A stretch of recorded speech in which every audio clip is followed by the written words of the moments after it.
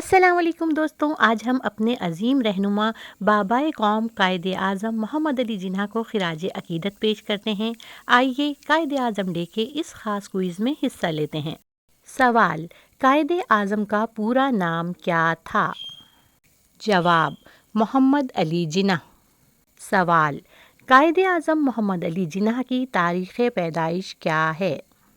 جواب: 25 دسمبر 1876۔ سوال: قائد اعظم کہاں پیدا ہوئے؟ جواب: کراچی۔ سوال: قائد اعظم کو پاکستان کا بانی کیوں کہا جاتا ہے؟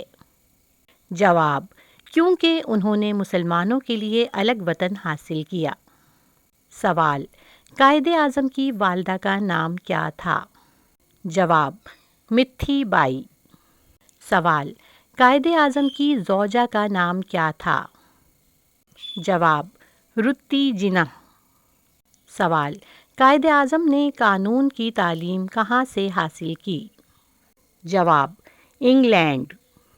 سوال: قائد اعظم پاکستان کے پہلے کیا تھے؟ جواب: گورنر جنرل۔ سوال: قائد اعظم کا مشہور نعرہ کیا تھا؟ جواب: اتحاد، ایمان، نظم و ضبط۔